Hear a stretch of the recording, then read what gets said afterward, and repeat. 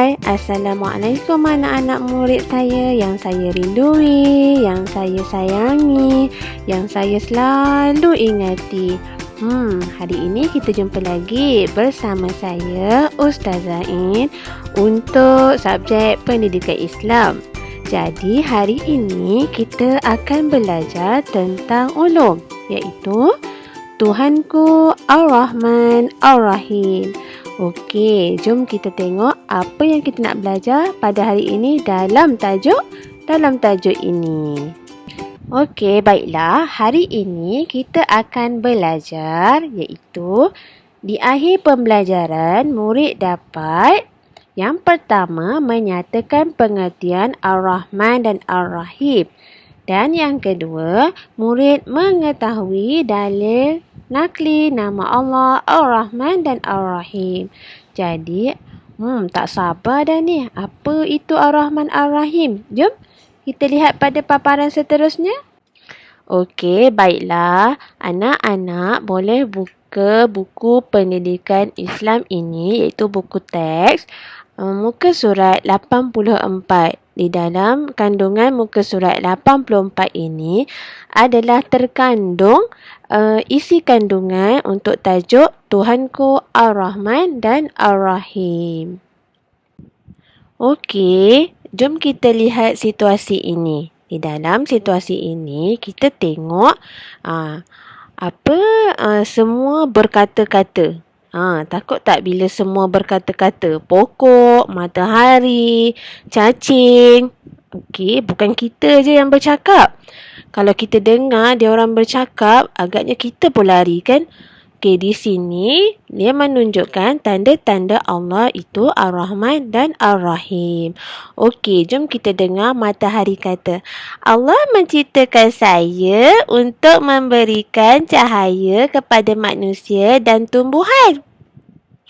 Pokok kata, saya menghasilkan buah yang boleh dimakan oleh manusia dan haiwan. Cacing pula kata, saya cacing yang kecil dan lemah, tetapi Allah tetap memberikan rezeki. Saya juga membantu menyuburkan tanah. Kemudian, apabila manusia berkata, okey, apa manusia cakap? Allah memberikan akal fikiran, panca indera dan menurunkan Al-Quran sebagai panduan hidup kepada manusia. Okey, nampak kan? Setiap kejadian yang Allah ciptakan adalah semuanya mempunyai sifat, tugas dan hikmah tersendiri. Okey, tiada yang Allah ciptakan sia-sia untuk kita semua. Okey, jom kita lihat apa pula yang menyatakan semua perkara ini Allah itu Ar-Rahman dan Ar-Rahim. Okey, jom. Baiklah, jom kita lihat pada pengertian pula.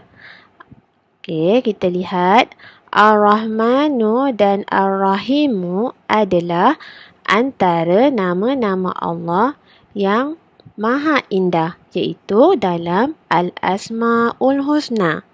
Okey, bila kita nasyidkan Al-Asma'ul Husna, ada kan Ar-Rahman, Ar-Rahim. Okey, jom kita lihat apa maksudnya.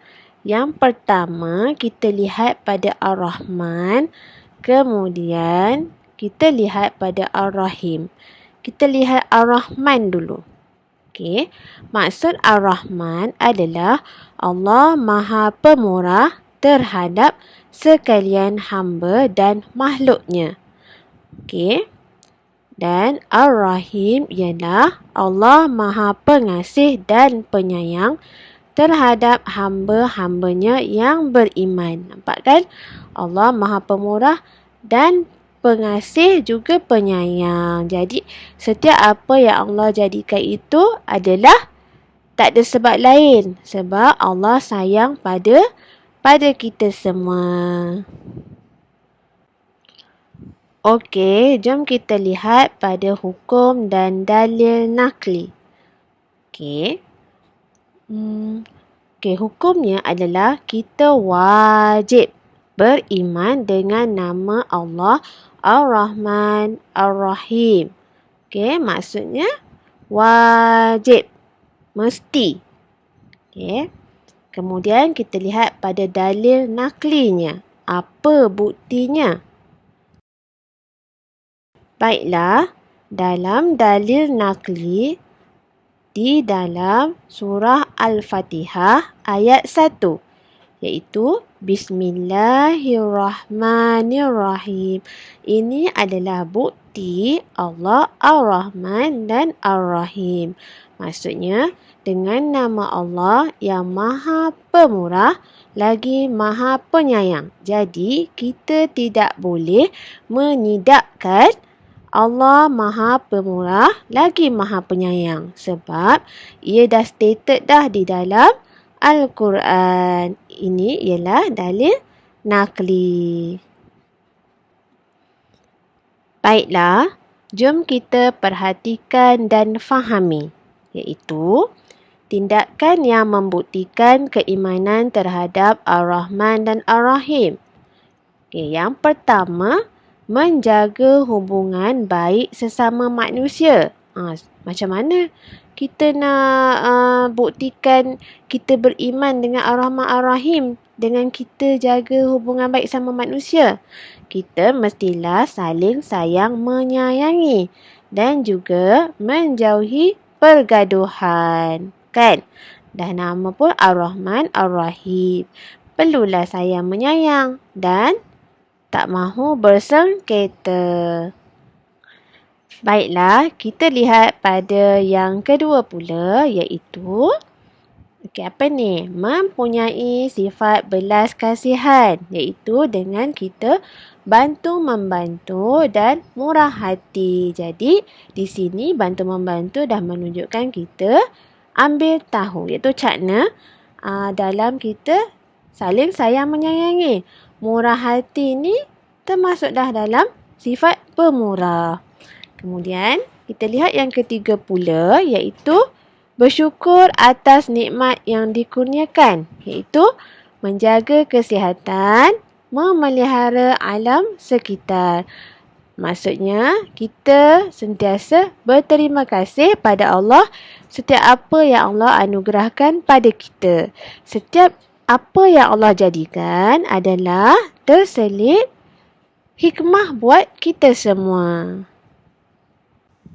Baiklah, rumusan yang kita dapat pada hari ini ialah kita wajib beriman kepada nama Allah iaitu Ar-Rahman dan Ar-Rahim dengan bersyukur atas nikmat yang dikurniakan Allah kepada kita. Tidak kisahlah sama ada Allah even Allah kurniakan kita ni bermasalah, Allah kurniakan kita ujian. Jadi kita jangan bersangka buruk pada Allah. Setiap apa yang Allah jadikan itu adalah tanda kasih sayang Allah pada kita berbanding if Allah tidak melihat siapa pun kita, itu lebih kita takutkan. Okey, anak-anak boleh buka muka surat 97. Okey, di dalam muka surat 97 ini menyatakan potong dan tampal. Jadi Ustazah nak anak-anak cari tanda-tanda Ar-Rahman Ar-Rahim. Tak kisahlah dalam majalah ke atau surat khabar ke, atau anak-anak cari di dalam internet ke, boleh potong dan tampal di dalam buku. Ustazah nak sikit je, 4 sahaja. 1, 2, 3, 4. Okey, kita lihat pada muka surat seterusnya. Okey, kita lihat pada muka surat 98. Iaitu di sini ia suruh nomborkan kad dan tulis semula. Kena tulis semula. Okey, tengok kad yang pertama. Allah Maha Pemurah terhadap sekalian hamba dan makhluknya. Kad kedua, hukum beriman dengan Ar-Rahman dan Ar-Rahim. Apa dia? Wajib. Yang ketiga, Allah Maha Pengasih dan Penyayang terhadap hamba-hambanya yang beriman. Okey, kita lihat pada erti Ar-Rahman. Cuba cari di antara kad-kad di atas. Kad nombor berapa? Okey, kita tengok. Erti Ar-Rahman ialah Allah Maha Pemurah terhadap sekalian hamba dan makhluknya. Maksudnya adalah kad nombor 1. Okey, tulis di sini. Yang kedua, erti Ar-Rahim, Allah Maha Pengasih dan Penyayang terhadap hamba-hambanya yang beriman. Ini ialah kad nombor berapa? Kad nombor 3. Dan hukum beriman dengan Ar-Rahman dan Ar-Rahim adalah mestilah di sini. Wajib, iaitu di bawah kad nombor 2. Okey, kita dah jumpa dah jawapan untuk muka surat 98. Okey, jom kita lihat seterusnya. Okey, jom kita lihat pada muka surat 99. Pilih tindakan yang akan kamu lakukan. Okey, jom kita lihat gambar-gambar ini. Kita tengok gambar, tengok tu. Ada ibu dan anak duduk dekat tepi kaki 5. Seolah macam minta sedekah lah macam tu. Kemudian kita lihat sampah bersepah-sepah. Dan kita lihat kucing. Kucing ni macam basah kan?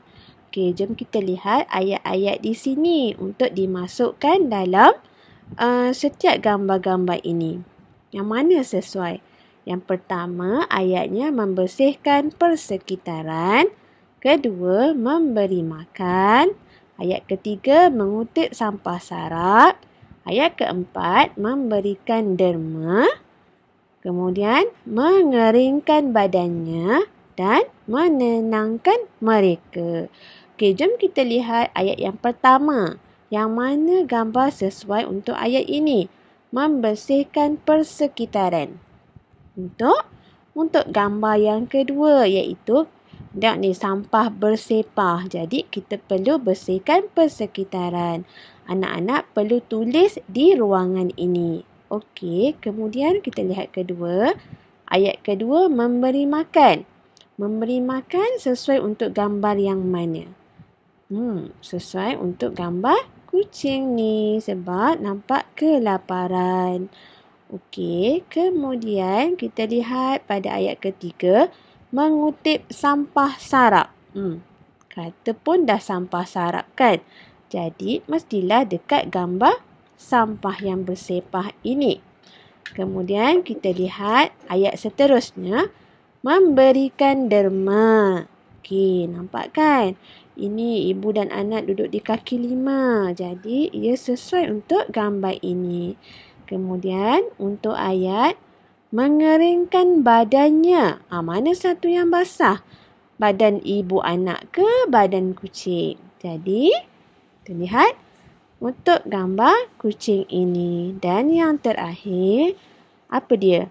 Menenangkan mereka. Jadi kita perlu tenangkan untuk situasi ini. Jadi sekarang anak-anak dah tahu kan mana yang perlu kita lakukan setiap situasi yang ada di depan mata kita. Okey, dah siap dah kita punya aktiviti dalam buku. Jadi anak-anak, Ustazah harap anak-anak dah boleh kuasai dah apa yang kita belajar pada hari ini. Baiklah, itu sahaja pelajaran kita untuk hari ini. Terima kasih kerana sudi belajar dengan saya. Jaga diri, stay safe dan Assalamualaikum warahmatullahi wabarakatuh. Bye.